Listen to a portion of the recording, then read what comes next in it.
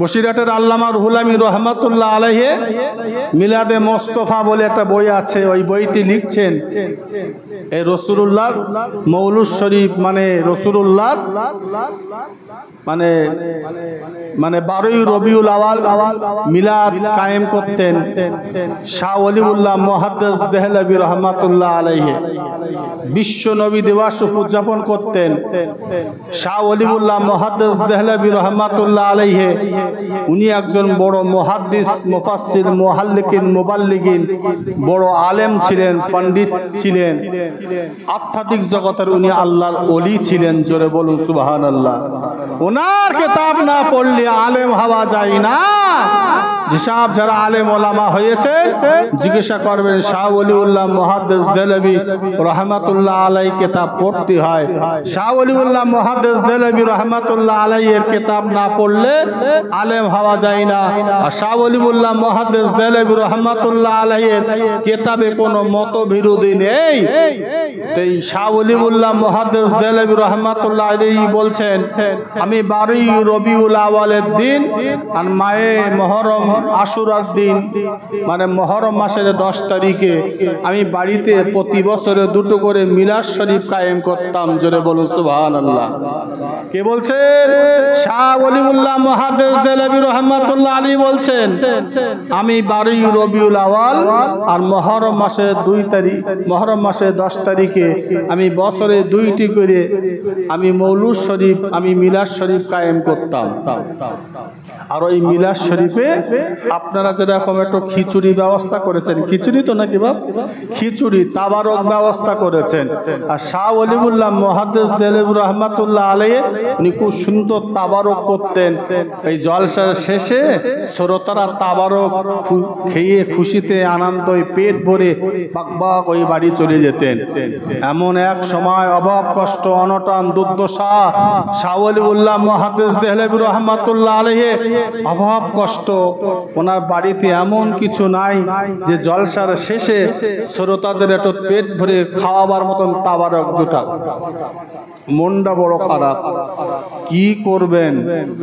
তিনি বাজারে গেছেন, বাজারে গিয়ে কিছু কাঁচা ছোলা নিয়ে এসে ভিজাই রাখলেন।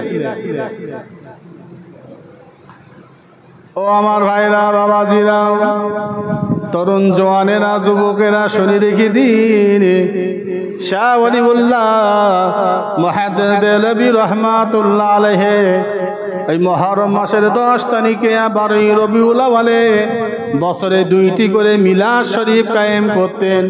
হুজুর বর্ণনা করছেন, আমি ওই জলসার শেষে শ্রোতাদের জন্য একটু তাবারকের ব্যবস্থা করতাম, এমন তাবারক দিতাম শ্রোতারে খেয়ে খুশি আনন্দই বাগবাগ বাড়ি চলে যেতেন। ও ভাইরা, বাবাজিরা, শাহ ওলিউল্লাহ মুহাদ্দিস দেহলভী রহমাতুল্লাহ আলাইহি এমন এক দুর্দশা এসেছে, অভাব কষ্ট, সংসার টানাটানি যায়, তিনি ভালো মন্দ কিছু জোটাতে পারলেন না, ভালো তাবারক জোটাতে পারলেন না, ভালো কিছু নিয়ে আসতে পারলেন না, জোগাড় করতে পারলেন না। জলসার মাহফিলে শ্রোতাদের শেষে কি দেবেন, কি খাওয়াবেন? মনটা বড় খারাপ, কি করবেন? তিনি বাজারে কাঁচা ছোলা নিয়ে আসলেন, আর ওই কাঁচা ছোলা ভিজাই রাখলেন। আর ওই জলসার শেষে শ্রোতাদের মুঠো মুঠো মুঠো মুঠো মুঠো মিলাদ মাহফিল শেষ হয়ে গেল। শাহ ওলিউল্লাহ মুহাদ্দিস দেহলভী রহমাতুল্লাহ আলাইহি উনি আরামের বিছানায় চলে গেলেন, আরামের বিছানায় ঘুমিয়ে পড়লেন। ঘুমিয়ে ঘুমিয়ে ঘুমিয়ে ঘুমিয়ে শুয়ে শুয়ে স্বপ্ন দেখছেন দিন দুনিয়ার বাদশাহ নবী মুহাম্মদ রাসূলুল্লাহ সাল্লাল্লাহু আলাইহি ওয়াসাল্লাম শাহ ওলিউল্লাহ মুহাদ্দিস দেহলভী রহমাতুল্লাহ আলাইহি মাতার কাছে বসে বসে রাসূলুল্লাহ ছোলা খাইতেছে। তো সুবহানাল্লাহ হবে না বাপ? ও ভাইরা, বাবাজিরা, শাহ ওলিউল্লাহ মুহাদ্দিদ রাহমাতুল্লাহ আলাইহি জিজ্ঞাসা করলেন, ইয়া রাসূলুল্লাহ, ইয়া হাবিবাল্লাহ, হুজুর আপনি সালাত কোথায় পেয়েছেন একবার বলুন না, বলুন না। শাহ ওয়ালিউল্লাহ মুহাদ্দিদ রাহমাতুল্লাহ আলাইহি জিজ্ঞাসা করছেন, ইয়া রাসূলুল্লাহ, ইয়া হাবিবাল্লাহ, হুজুর আপনি সালাত কোথায় পেয়েছেন একবার বলুন না, বলুন না, বলুন না। আল্লাহ নবী দিন দুনিয়ার বাদশাহ সাইয়্যিদুল মুরসালিন রাহমাতুল লিল আলামিন নবী আমার বলেন, ও বাবা শাহ ওয়ালিউল্লাহ মুহাদ্দিদ নবী, তুমি যখন শ্রোতাদের মাঝখানে মোটো মোটো সোলাবিলি করছিলে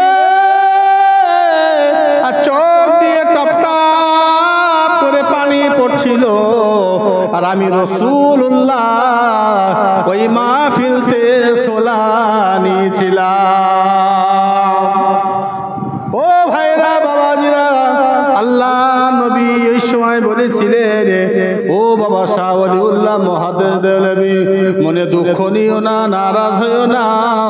আল্লাহ পাক রব্বুল আলামিন প্রতি বছর যে মাহফিল দিতে, ওই মাহফিলে শ্রোতাদের পেট ভরে তাবারক খাওয়াতে, এবার তোমার অভাব কষ্টর জন্য, দুর্দশার জন্য আল্লাহর পরীক্ষা, অভাব অনটন এসেছে, তুমি শ্রোতাদের পেট ভরে তাবারক খাওয়াতে পারোনি বলে মনটা বড় খারাপ, তোমার চোখ দিয়ে টপ টপ করে পানি পড়ছে, চিন্তা করছে মাহফিল কবুল হবে কি না হবে, কি করব, কি হবে, কি হবে।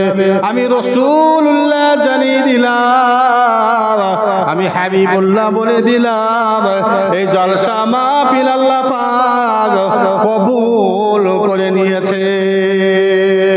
আমি রাসূলুল্লাহ এই জলসা মাহফিল কবুল করে নিয়েছি। তাহলে আমার এখানে আকীদা ঠিক রাখতে হবে। কিরকম? আল্লাহ দুটো পয়সা করে দিয়েছে বলে দুতলা বাড়ি, এসি লাগাই ঠ্যাংয়ের উপরে ঠ্যাং দিয়ে একদম আরামে এসে কাটাচ্ছি, কখন ফজর, কখন জোহর, কখন আসর, মাগরিব, এশা খবর নেই। দুটো পয়সা হয়েছে বলে আত্মীয় স্বজনের ভেতরে দুটো চারজন একটু গরিব মানুষ আছে, তাদের পরিচয় দিতে লজ্জা লাগে, তাদের হেল্প সহযোগিতা করতে লজ্জা লাগে। কিন্তু যাদের পয়সা কড়ি হয়েছে, বড় লোক হয়েছে বাপ, আত্মীয় স্বজনের সঙ্গে দুর্ব্যবহার করার জন্য কিয়ামতের দিন খোদার দরবারে কৈফিয়ত দিতে হবে। নিজের অহংকার করো না। 1 টাকা থেকে আল্লাহ লাখ টাকায় নিয়ে যায়, আবার লাখ টাকার থেকে আল্লাহ 1 টাকায় নিয়ে আসে। এইসব আল্লাহ পাকের ইচ্ছা খেল। আমি 5 ওয়াক্ত নামাজ পড়ি, আল্লাহ ওয়ালা মসজিদে ইমামতি করি, আমি ভালো পথে চলি, আমি পরেশগারি নামাজি, আমার বাড়ি ঘর দর হয়নি, আমি ভালো ড্রেস পোশাক নেই, আমি ভালো সুন্দরভাবে চলতে পারি না, মানুষ আমার নামে দুর্নাম, বদনাম, কূটনীতি, মানুষ আমাকে ভালো নজরে তাকায় না, আমাকে সম্মান করে না, ইজ্জত করে না, টাকা নেই, পয়সা নেই, ধন দৌলত নেই, জমি জায়গা নেই, বাড়ি গাড়ি নেই, আমাকে লোক সম্মান দিল না, ইজ্জত দিল না, ভালোবাসলো না। আল্লাহ বলছে, বান্দা, দুনিয়ার মানুষ তোমার যদি সম্মান ইজ্জত যদি না দেয়, ভালো যদি না বাসে, আমি আল্লাহ তোমার প্রতি রাজি খুশি, আমি রাসূলুল্লাহ তোমার প্রতি রাজি খুশি। আল্লাহ বলেছেন, ওয়া কানা হাক্কান আলাইনা নাসরুল মুমিন।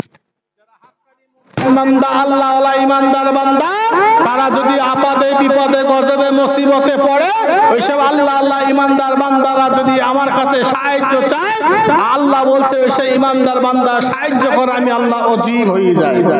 সুবহানাল্লাহ বলুন। ইমানদার বান্দার সাহায্য কে করবেন? আল্লাহ করবেন। বেঈমানদের সাহায্য করবেন, মুনাফিকদের সাহায্য করবেন, কাফেরদের সাহায্য করবেন। শুধু রাসূলুল্লাহর আলোচনার জীবন কাহিনী শুনলে হবে না বাপ। রাসূলুল্লাহ যে পথে চলেছেন, যে কদম উঠেছেন, রাসূলুল্লাহ যেভাবে আমল করেছেন, রাসূলুল্লাহ যে পথ দেখাইছেন, রাসূলুল্লাহ পাক জবানের কথা হাদিস শরীফে যেটা বলেছেন, সেইটা আমাদের আমল করতে হবে। तमाम নবীদের তিনি সর্দার, तमाम নবী যত নবী এসেছিলেন 2,24,000 মতান্তরে, প্রত্যেক নবীরা বলেছিলেন, আল্লাহ আমাদের নবী না করে যদি পাঠাতেন আমাদের আখিরি জামানার নবীর মুহাম্মদ সাল্লাল্লাহু আলাইহি সাল্লাম উম্মাত করে যদি পাঠাতেন আমাদের জীবনটা ধন্য মনে করতাম। জোরে বলুন সুবহানাল্লাহ। সেই সব নবীরা সাধনা করেছিলেন। আমরা সেই আখিরি নবীর উম্মাত, সে মাহারা নবী, বাভারা নবী, এতিম নবী।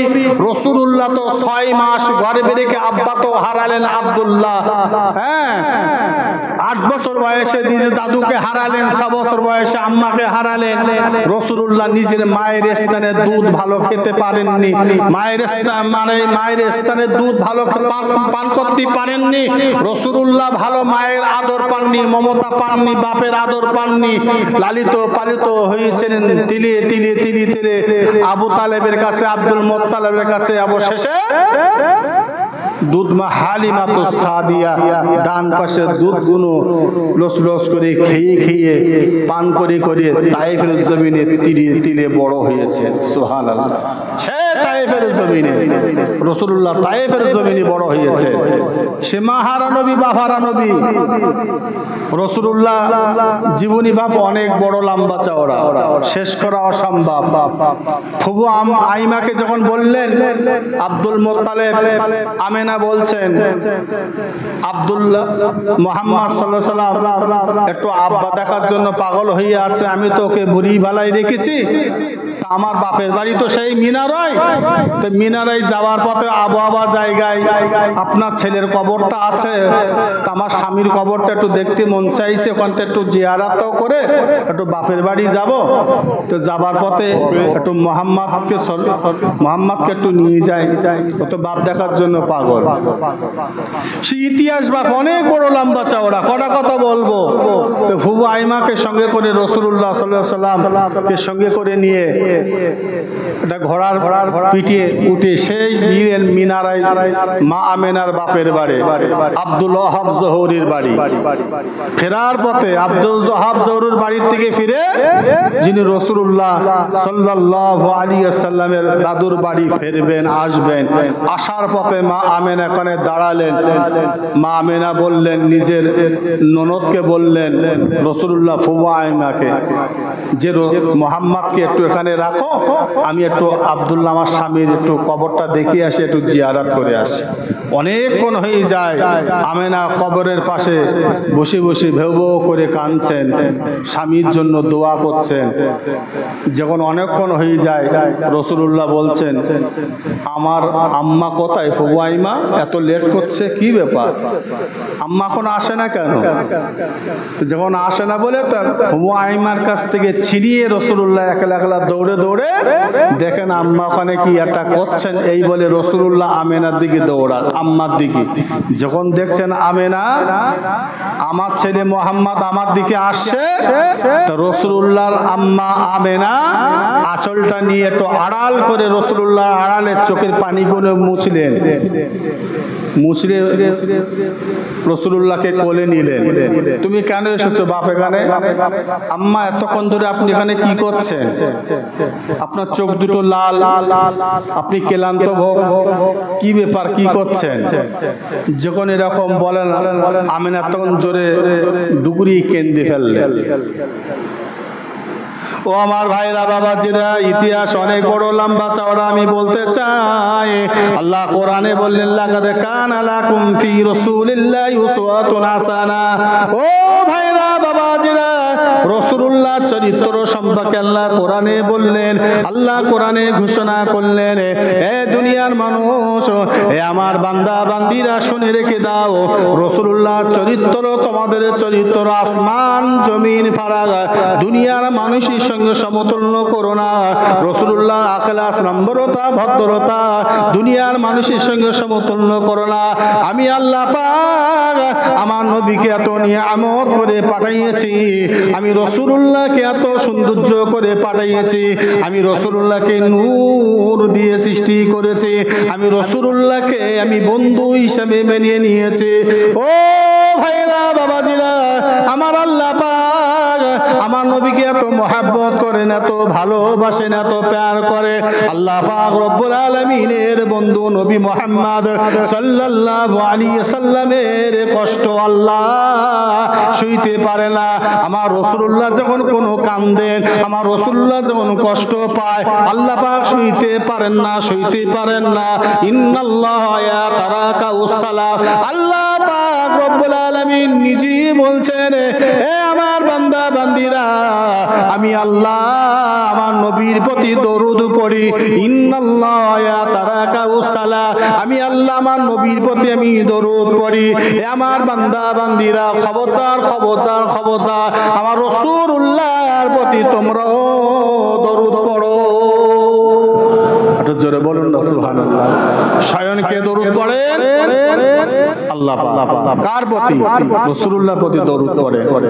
খবরদার খবরদার, আল্লাহ পাক রব্বুল আলামিন ওই সময় ঘোষণা করে দিয়েছিলেন, হে আমার বান্দা বান্দিরা, খবরদার যেন আমার হাবিবের সঙ্গে বেয়াদবি করবে না, আমার হাবিবের সঙ্গে তুচ্ছল্য করবে না। আল্লাহ পাক ওই সময় বলেছিলেন, হে আমার হাবিবের সাহাবারা, শুনে রেখে দাও, শুনে রেখে দাও। এ আমার রাসূলুল্লাহ সাহাবারা, শুনে রেখে দাও, আমার বন্ধুর গলার আওয়াজের উঁচু যেন তোমাদের না হয়ে যায়। এ আমার সাহাবারা, আমার রাসূলুল্লাহর গলার আওয়াজের থেকে উঁচু যেন তোমাদের না হয়ে যায়। আমার রাসূলুল্লাহর সামনে যেন বেয়াদবি করবে না, বাস্তাগি করবে না, বেয়াদবি করবে না, বাদতামিজি করবে না। আমার রাসূলুল্লাহর সামনে যদি বেয়াদবি করো, আমার বন্ধুর সঙ্গে যদি করো, মহব্বত ভালোবাসা যদি না করো, তুচ্ছল্য যদি করো, ইনকার যদি করো, ও ভাইরা বাবাজিরা, ও মায়েরা বুড়িরা, আল্লাহ পাক রব্বুল আলামিন বলেন, এ আমার বান্দা বান্দিরা, এ আমার রাসূলুল্লাহ সাহাবা সাহাবীরা, শুনে রেখে দাও, আমার রাসূলুল্লাহর গলার আওয়াজের তুলনায় তোমাদের আওয়াজ যদি জোরে হয়ে যায়, বেয়াদবি যদি হয়ে যায়, তোমাদের গোপনীয় গোপনীয় যত নামা আমল ইবাদত আছে, এমন ভাবে কেটে কেটে কেটে কেটে ফাঁকা করে দেব, তোমরা কিয়ামতের দিন নিজেও জানতে পারবে না। তোমাদের নামা আমল ইবাদত এমন ফাঁকা করে দেব, তোমরা নিজেরাও জানতে পারবে না, রাসূলুল্লাহর সঙ্গে বেয়াদবি করার জন্য। যখনই রাসূলুল্লাহ আল্লাহর কাছে চাইছেন, ততটুকু আল্লাহ রাসূলুল্লাহকে দিয়েছে। আমার রাসূলুল্লাহ জানেন, আমি আল্লাহর কাছে যা চাইবো আল্লাহ তাই আমাকে দেবে, কিন্তু আমি আল্লাহর কাছে তো আমার চাইবার কোনো প্রয়োজনই নেই, আমি চাইবো না। তবে যেটা চাইবার প্রয়োজন আমি সেইটাই চাইবো। তবে সব থেকে বেশি বেশি আল্লাহর কাছে চাইছিলেন আমাদের জন্য, আল্লাহ আমার উম্মতের উপর কি হবে, আমার উম্মতরা নাজাত কিভাবে পাবে, আমার উম্মতেরা নাজাত কিভাবে পাবে, এইটাই বেশিরভাগ চেয়েছিলেন। সেই আবার জমিনে আল্লাহ রাসূল সাল্লাল্লাহু আলাইহি ওয়াসাল্লাম বাপের কবর দেখতে গিয়ে ওই জায়গায় জমিনে মাকে আমেনাকে হারালেন। যখন মা আমেনা জোরে চিল্লায় কেঁদে ফেলেছেন ডুগরে আবেগে, ওই সময় রাসূলুল্লাহ ফুয়াইমা ছুটি আসলেন, মা আমেনা ডুগরি চিল্লাই কাঁদছে, কি ব্যাপার, একটু যায় গিয়ে দেখলেন মা আমেনা কাঁদতে কাঁদতে গাল দিয়ে একটু রক্ত উঠেছিলেন, বাপ একটু ক্লান্ত হয়েছিলেন। ওই আব্দুল্লাহর কবরের উপরে ওই জায়গায় বেহুশ হয়ে জমিনে ওখানে ইন্তেকাল করলেন। জোরে বলুন ইন্না লিল্লাহি ওয়া ইন্না ইলাইহি রাজিউন। যখন ইন্তেকাল করলেন রাসূলুল্লাহ, আছার পিছের খাওয়া বাপ, আকাশের পাখিগুলো, চলন্ত দৌড়াত পাখিগুলো, রাসূলুল্লাহর কান্নার আওয়াজে পাখিগুলো ছটপট করে নিচে জমিনে পড়ে, আসমান জমিন যেন দোলল খায়, বাতাস খায়। রাসূলুল্লাহ সেই দিনে কান্নার আওয়াজ, সেই কান্না দেখে ফুয়াইমা সহ্য করতে পারলেন না। রাসূলুল্লাহ আম্মা আমেনাকে ওখানে মাটি দেবেন না। ফুয়াইমা বলেন, আমি মেয়ে মানুষ, এই লাশ কি করে আমি বহন করে নিয়ে যাব, এখানে কবর দেওয়া হোক। মা আমেনা আব্দুল্লাহ দুইজনকে ওই আবাবা নামক জায়গা আছে, ওই জায়গাটায় কবর দিলেন। শিশু নবী ৬-৭ বছর বয়স। আহা, অনেক ইতিহাস বা কটা কথা বলবো। মা আমেনা ইন্তেকালের আগে যখন হালিমাতুস সাদিয়ার হাতে তুলে দেন, তখন হালিমার অনেকগুলো উট, দুম্বা, মেষ, বকরি ছিল বাপ।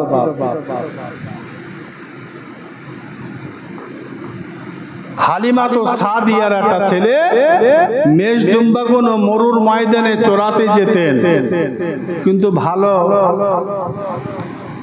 চড়াইয়ে ঘাস পাতারি মরুর ময়দানে ভালো নেই, ছাগলগুলো ভালো খায় না, শুকুইয়ে বাট শুকুই গেছে, হাড় কাট হৃষ্টপুষ্ট না।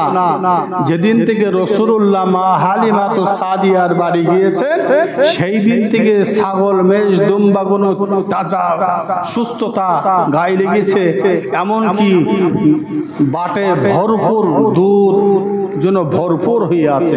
জোরে বলুন সুবহানাল্লাহ। আশেপাশের লোকগুলো বলেন, হালিমা ছাগলগুলো ওই মরুন ময়দানে চলে তাজা হয়ে পেট ভরে আসে, যেখানে হালিমা ছেলে আব্দুল্লাহ যেখানে চড়াই সেখানে তো চড়াতে পারিস না, আর তুই এই ছাগলগুলো চড়াই নিয়ে এসে পেটে কিছু নেই মেজদুম্বা। ও আমার ভাইরা বাবাজিরা, কি বলবো রাসূলুল্লাহ মর্যাদা সম্পর্কে। আল্লাহ নবী সাল্লাল্লাহু আলাইহি সাল্লাম মক্কা থেকে যখন মদিনার জমিনে রওনা হবে, ওই সময় রাসূলুল্লাহ বলেছিলেন, ও বাবা আবু বকর, সেই দিন তুমি আমার সঙ্গে মক্কা থেকে মদিনায় আমার সঙ্গে তোমার যেতে হবে। আল্লাহ নবী যেদিন বলেছিলেন বাবা আবু বকর, হপারে কুরাইশ বেঈমানদের ভয়ে আল্লাহ বললেন না না না না, আল্লাহ বললেন, ও আমার নবী, ও আমার হাবিবি, মক্কা থেকে মদিনায় আপনাকে আশ্রয় নিতে হবে, মদিনায় যেতে হবে, মক্কা ছাড়তে হবে। ও ভাইরা বাবাজিরা, যেদিন থেকে রাসূলুল্লাহ আবু বকরকে বললেন বাবা আবু বকর, সেই দিন থেকে সারাটা রাত ঘুমাননি। রাসূলুল্লাহর ইন্তেজারে সারাটা রাত দরজার পিঠ ঠেকাই দিয়ে সারাটা রাত দাঁড়িয়ে আছেন, কখন রাসূলুল্লাহ আসবে, কখন আল্লাহ নবী আসবেন, কখন ডাকবে। আমি আবু বকর যদি ঘুমিয়ে যায়, আমি আবু বকর যদি আরামে যায়, রাসূলুল্লাহ ডাকবেন, আমি ঘুমে সাড়া পাবো না, আমি জাগবো না, বিয়াদবি হয়ে যাবে, আল্লাহ নবী দাঁড়িয়ে থাকবে। না না না, আল্লাহ নবীর ইন্তেজারে আবু বকর সারাটা রাত দাঁড়িয়ে আছে। ও ভাইরা বাবাজিরা, লম্বা চওড়া ইতিহাস অনেক বড় বাবা, কিন্তু না না না, আল্লাহ নবী আবু বকর সিদ্দিকের বাড়ি চলে গেলে যেমনি আওয়াজ দিলেন দরজায়, সঙ্গে সঙ্গে দরজাটা খুললে আবু বকর সিদ্দিক বাইরে চলে আসলে। ও বাবা আবু বকর, এই গভীর রাত্রিরে আওয়াজ দেওয়ার সঙ্গে সঙ্গে দরজাটা খুললে, বাবা এই ব্যাপার তুমি ঘুমাওনি? আবু বকর বলেছিলেন, ইয়া রাসূলুল্লাহ, ইয়া হাবিবাল্লাহ, হুজুর, আপনি যেদিন থেকে বলেছিলেন ও বাবা আবু বকর মক্কা ছেড়ে মদিনায় সাথী হয়ে আমার সঙ্গে যাবে, আমার সঙ্গে মদিনায় যেতে হবে, বাবা হপ্পারে কুরাইশ বেঈমানদের ভয়ে অত্যাচারে তারা রাসূলুল্লাহকে কতল করবে, হত্যা করবে, রাসূলকে মারবে, কষ্ট দেবে। আল্লাহ ওই সময় জানিয়ে দিলেন, ও আমার নবী, ও আমার হাবিবি, আপনার কষ্ট, আপনার দুঃখ আমি আল্লাহ সইতে পারবো না, ওই বেঈমানদের ওপারে কুরাইশদের ভয়ে আপনি চলে যাবেন না না না না না, আমি আল্লাহ বলছি আপনাকে চলে যেতে হবে, আপনাকে মক্কা ত্যাগ করতে হবে। ও ভাইরা বাবাজিরা, সেই দিন আল্লাহ নবী আবু বকর সিদ্দিক রাদিয়াল্লাহু তাআলা আনহু কে সঙ্গে করে নিয়ে আল্লাহ রাসূল আবু বকর সিদ্দিকের সঙ্গে করে নিয়ে মক্কার রাস্তায় রওনা হলেন।